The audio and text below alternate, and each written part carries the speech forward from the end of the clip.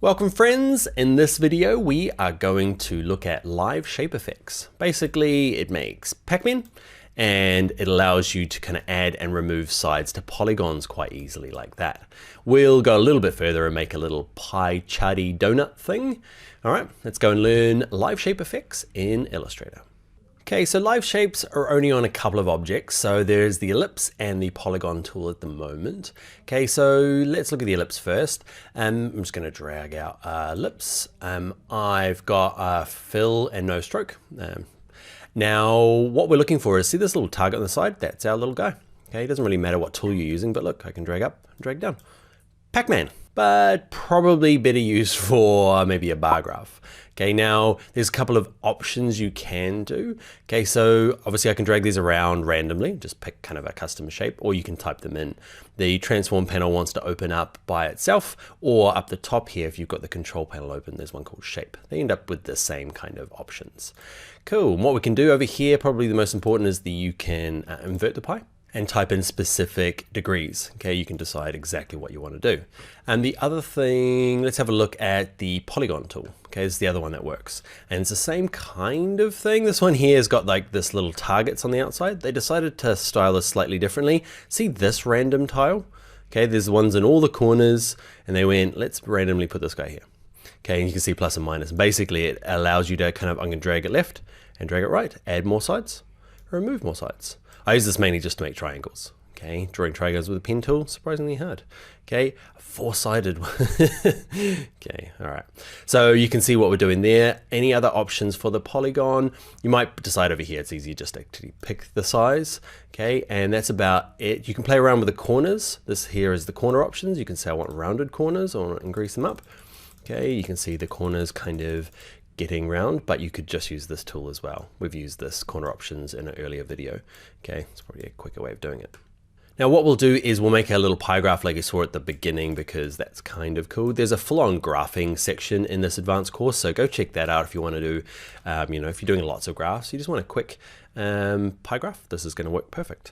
So what we're going to do, one of the things as well is, say you want to get rid of it, you're like, go away. You can just double click these guys.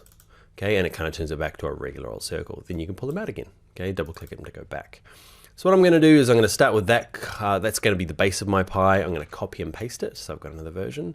And then I'm going to work out some percentages. If your math might be a lot better than mine. I don't know why. Math I find quite hard, but I've got some tricks, right? And you might be the same as me. You might be like, tricks are good. Okay, like I find if I need to make a slice, maybe that's 15%. Okay, so I've got given some data and it says I need a slice that's 15%.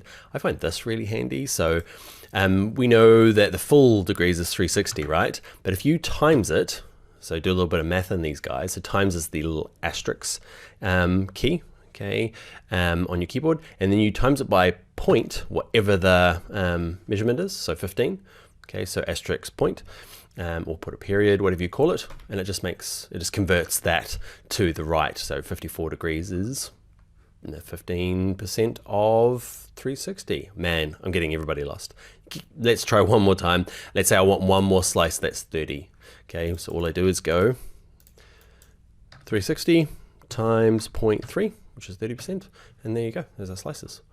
Cool, so I'm going to color them. Here we go, lovely. Okay, I'm going to stack them on top of each other, so I'll put this guy, and they snap into place. It's pretty cool, pretty easy. I find them building separately is easier than trying to do them on top of it. Now one thing is I need to rotate this one around, so I'm just going to rotate it around, and it should snap into place. I want to say it snaps easily. There we go, cool. 15, 30, or whatever's left. So another thing I did do in the intro bit there is I kind of made it into a donut.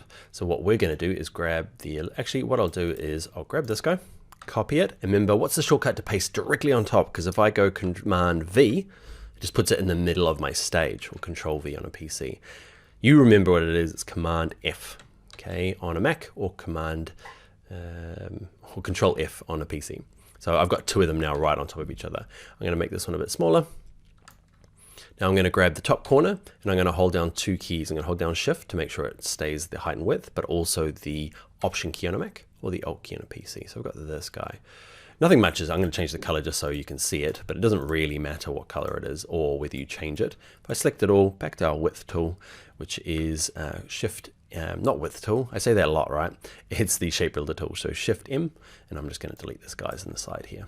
Cool, and that kind of gives me that kind of cool donut-y shape, and because they're all separate, I can maybe do a pull out like that. Actually, I'm going to select it all, Shift M, and I'm going to click on this guy once, and all that really does is kind of just slices them out from the guy behind him. Okay, so we're going to do something like that. Goodbye polygon, and I'm going to add some text, but yeah, I'll do that by myself. You can add text. All right, that is for live shape effects. I hope it starts applying to things like the star. That would be a cool new addition. It might do in the version that you're using in the future. But for now, it works for ellipses and it works for polygons. All right, let's get on to the next video.